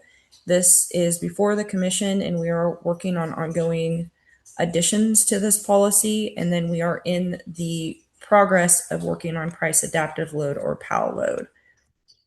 So you can go ahead and go to slide 4. So in SPP, all load must have transmission service. There's not an exception to this. And in the case that load doesn't have transmission service, there's some pretty hefty, I'll say, penalties associated with it.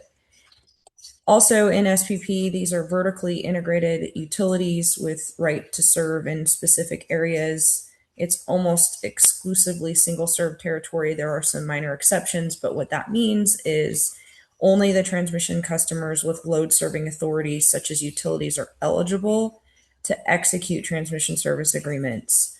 This is important because as we roll out these policies, there's a lot of large loads that are coming to SPP directly and saying, hey, I can bring my own generation. How can I connect? And our response to them, you need to work with utility. Here's the rules of the road, so to speak. We also, when connecting load to the system, require sufficient generation to exist on the system. This is for organic load growth, modification to any delivery points. For the load to actually connect, generation does have to exist, but we do have recently proved a new process where we can grant tentative service for generation that might exist in the future. That way, the load and gen can be studied together, and once that gen exists, we can effectuate those service agreements. You can go to the next slide.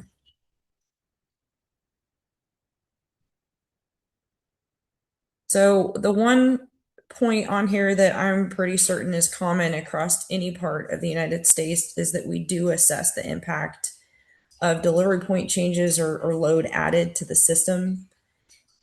I do have a couple of other points in here just for reference, especially as a regulator in SPP.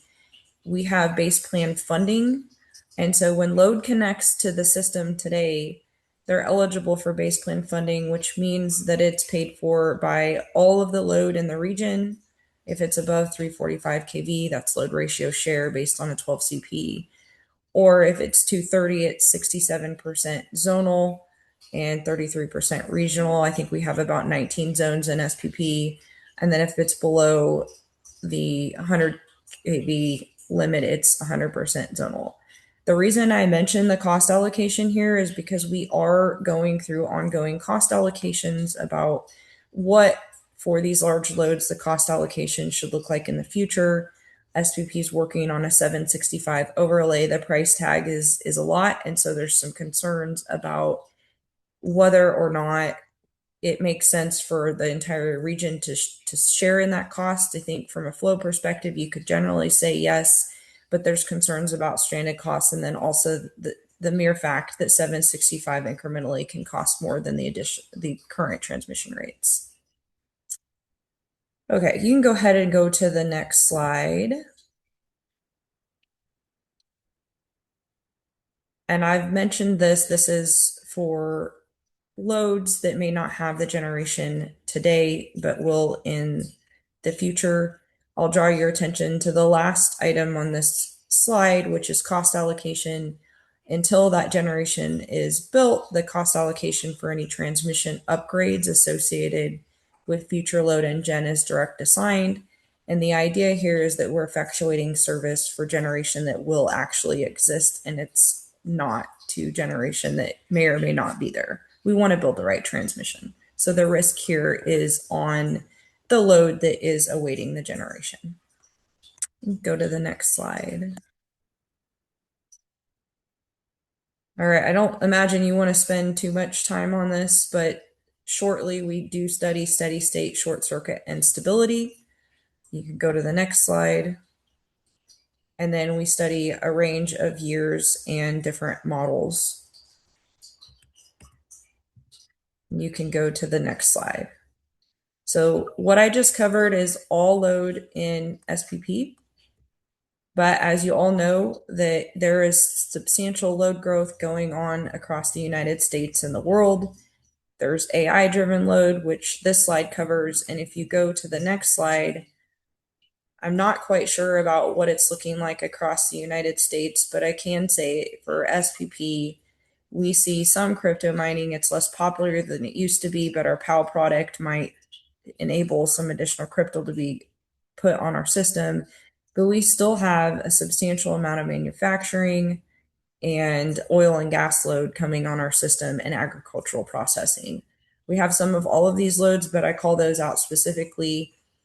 Part of our service area is across the Balkan and the north part, and then where we're seeing a lot of load growth is in the southwest New Mexico area, which is the Permian Basin, and some of that load actually already exists. It's just converting to electricity. You go to the next slide. So where are we going? That's the 100 gigawatt question. Our 2026 futures show that we will be over 100 gigawatts, potentially by 2035. That's in 10 years. For reference, we're around 56 gigawatts of peak. It's effectively doubling our load. If you'll note the difference between the black and the brown there, the futures for this integrated transmission planning cycle, or ITP, the difference there are spot loads. So every year we have different forecasts. They seem to be going up, up, and away. We will see if we continue the same trend in 27 or if we don't see quite as much growth. But the general takeaway here is that we're seeing the load growing, and we're actually seeing some of that load start to come on to the system. So you could go to the next slide. This, I think, has been covered by others, but not all large load is the same. Some are high some are high load factor, some are low load factor, some are flexible, some need 27 uptime, some come with backup generation, some don't, some can fast ramp. We've heard that some of the AI batch processing can go to 1,000 megawatts to zero. Anybody who's ever worked in operations and hears that, it's absolutely terrifying. But I will cover some of the policy we put in place in the next slide if you want to go to it. So first, we had to define high impact large load. I will say that a lot of our ideas came from different task forces that we've been involved in, whether it be ESEG or NERC Large Load Task Force. I'm sure I'm missing a number of other industry forums. But what we came up with for SVP is that high impact large load was anything greater than 50 megawatts if it was on a KV system equal to or greater than 69 kV. And if it was 69 kV or below, then high impact large load would be 10 megawatts. What this means, if classified as a high impact large load, is that there are additional requirements. So first, it has to be registered in the market. And that is for visibility as well as understanding how the loads are behaving so that we can properly forecast in the operations in markets environments. We also have additional tariff study processes, and mainly these have to do with additional stability analysis. We are intending to do the traditional and stability analysis within 90 days. The caveat to this is if our short circuit screening triggers what we call the need for an electromagnetic transient or EMT study. That will obviously take longer than 90 days. But the idea here is to study the load and give them an answer on what upgrades are needed within that 90 days. I will say that there's a couple of other things that aren't necessarily on the slide. Actually, it is. We have implemented write-through requirements. This is something that has been a challenge, I believe, across various different ISOs, RTOs, and places in the country.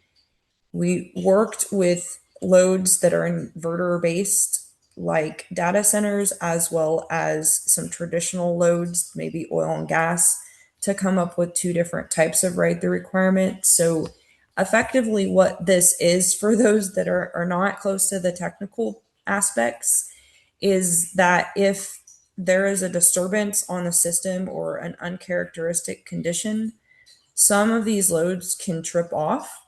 And if you end up with lots of these loads tripping off, which has happened in various parts of the country, then you can end up with oversupply or a whole lot of other things going on your system that can eventually trigger the loss or cascading outages. And that is not where you want to be, because then people's lights go off, and that can be on a very large scale very quickly. So the SPP ride-through requirements help to prevent that. There was some outages on the Iberian Peninsula near Spain that a lot of people are familiar with. That might have been on the generation side, but the same concepts of apply. We want to make sure that we're protecting the system from events that don't cascade. All right, you can go to the next set of slides. I'm going to talk about what Hannes mentioned earlier, HILGA. HILGA is a generation assessment that studies generation simultaneous to load, and we do it in that same 90 days. There are two flavors of HILGA in SPP. The first is behind the meter. These are typically connected to non-jurisdictional wires, which means they're not necessarily connected to the bulk electric system in SPP.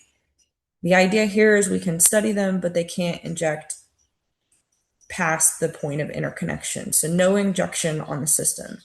This is similar to MISO's zero GIA. There's some differences, but it's very similar. We also have what's called load limited interconnection service. And this is where load is within 2 buses of the generation or vice versa. You can have multiple loads, but it can't be more than a 5-bus configuration. But the idea here is some of these very large loads and associated large generators are going to want to have more than one connection to the system for redundancy. So you can go to the next slide. There are some more details here on the behind the meter HILGA. Couple things to call out. We will do this in 90 days. If there are upgrades that are needed, maybe this comes from stability analysis, then those upgrades wouldn't be issued out of this process. They would be kicked to the longer CPP process, which is our new replacement for generation interconnection, or they would have to sponsor an upgrade. So we don't issue upgrades from this. But this is an improvement from where we were, because if it was over 5 megawatts, we would kick it to the longer term interconnection process. So now we can study any amount of generation. As long as it's not going to negatively impact the grid, it can go ahead and support that load at that location. We still have a requirement that is, if it's greater than 10 megawatts, it has to be market registered. We have separate metering requirements for each load and gen, even if it's at the same location. So there's no net metering, and that net metering policy also applies to the way that we allocate transmission costs. Can go to the next slide. I've talked through most of this load limited interconnection service. This is where we have within 5 buses, 2 transmission lines, 2 substations, etc. There is also a requirement that the amount of gen that's being brought can't be greater than the load plus the planning reserve margin plus 10% or 125%, whichever is less. And this type of service is on the generation side. It is limited to 5 years. The idea here is that you can get the load and gen on, they're co-located, and then they have to work their path to firm. We actually have some extensive timelines developed that this does allow time for them to be called what we call planned interconnection locations, or PILs, in the CPP. So they have a going path to firm with this service. And we do allow any generation developer to submit the Hilga LLIS, but it has to have the tie to the hill load, which means it has to be tied to the utility serving the load. All right, next slide. Everything I've talked about so far is approved by FERC and implemented. And I did want to note from a stats perspective that we have about 4,800 of megawatts of hill load pending study. Most of this is under AQ, but not all of it. And that means once we go through these studies that load is likely to connect. We don't have 100% success rate between study and connection. There are a lot of different studies that are done and they see upgrade costs or the load doesn't move forward. But generally, the way we've structured some of these hill studies, we're expecting to see that the higher percentage of what is studied will move forward because of the cost that it takes to study and the way that we make the study robust. Okay, so going forward, chill service. Again, just as a quick refresh, there's transmission service that's required in SPP. When we grant transmission service in AQ or AX, that transmission service per pro forma language is granted for 8760. What this effectively means is while you can say you should study the flexibility of load when studying transmission service, there's not really a way to effectuate the curtailment and or that flexibility from a transmission service perspective. You can do it through pricing and demand response and other mechanisms, but when we're studying transmission service, that option really didn't exist. So the idea here is that for chill service, if we're allowing the flexibility when we study the load, then we need to actually be able to effectuate the curtailment at the right time according to the transmission system, not necessarily pricing. So you can go ahead and go to the next slide.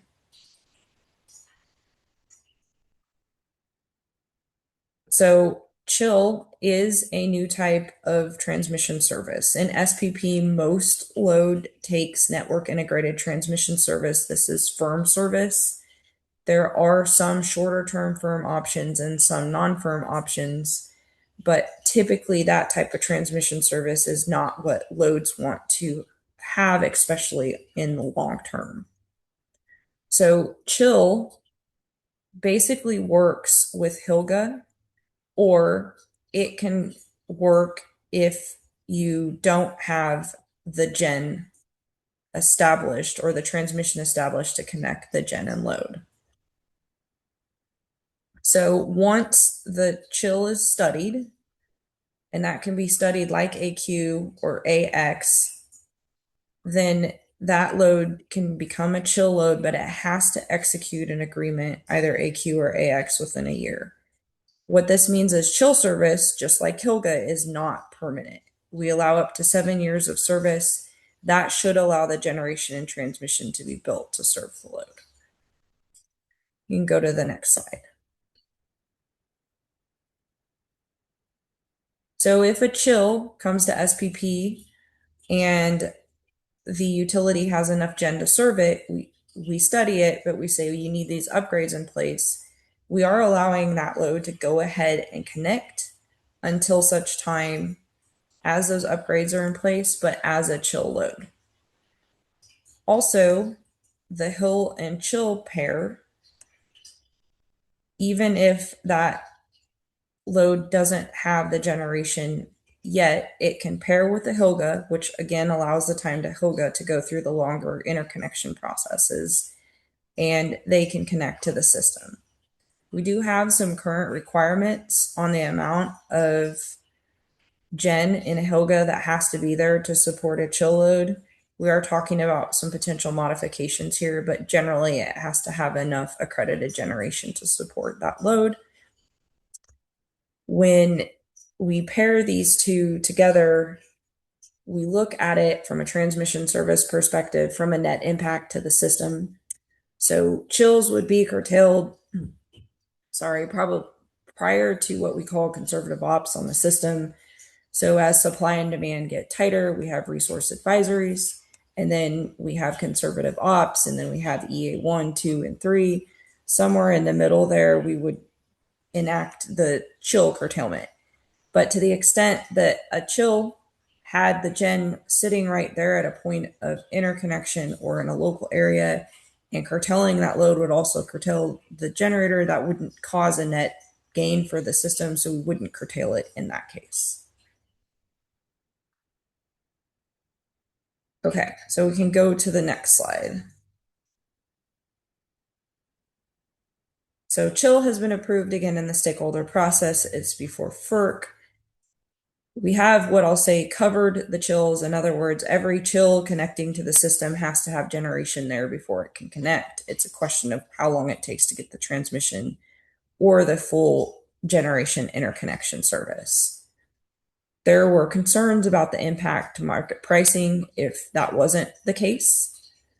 And there were also concerns about the impact to run hours on limited or permit limited resources. This could be the calls on demand response, or it could be on combustion turbines that are permit limited. They're not allowed to run 8760. So because of that, the current construct for chills is covered. Through this discussion, there was additional concerns about the ability for Hilga to take outages on the generation. And so we are working through some changes in allowing a limited amount of uncovered chills for some outages. And there are some desires to further uncover the chill.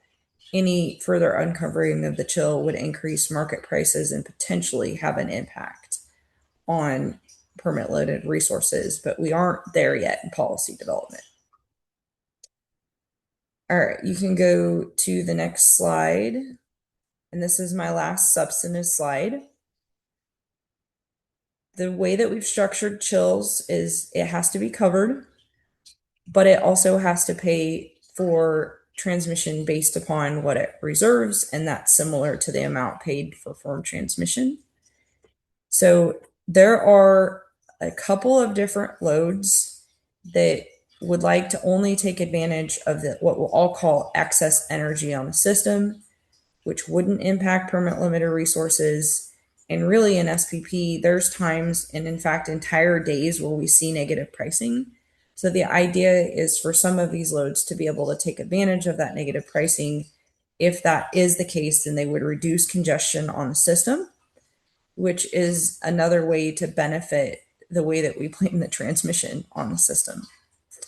So the way this might look is that there would be a bid cap. It could be based upon the cost of a combustion turbine, which would be tied to gas price. And generally, if prices were above a certain amount, let's say $30, then that PAL would be curtailed from a load perspective. We're also not looking to commit generation to serve that PAL, so that impacts the SCUC and SCED commitments of generation in the day ahead in real time. But done right, this allows additional load to connect to the system. This would be for some pretty flexible load. It would incentivize the load to connect at prices where there are places where there's significant negative prices, which is probably where the wind is, and it can have a net benefit to the transmission system and just general congestion. That said, this will impact energy prices. It will, as you add load, then energy prices will always increase, at least at that location. So those concerns are still being worked through the stakeholder process, but the benefits of this could be good for all load. All right, I have completed the slides I have for you, and I'm happy to take any questions. Thanks very much, Natasha.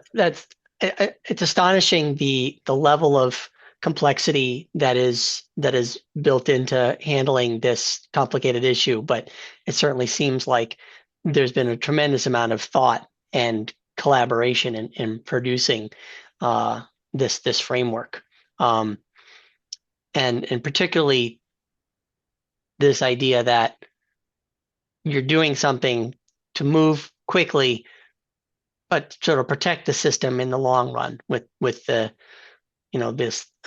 I don't think you used the words interim, but this the temporary nature of these efforts and these frameworks to get load on, to do it carefully, take advantage of capacity where it's available and technology. So really fascinating stuff. We have a few more minutes. I know people have been on a long time, so I understand people are tired. If you have any questions for Natasha, please speak up or drop them in. I think we may have lost Hannes, but I think John is still on from before. If you had any questions, I want to go back to John. It looks like we may have also lost Sam. Any final questions? Eric, you're certainly welcome to come on if you have any questions and or any sort of concluding remarks from either Natasha's presentation or overall what we've heard today.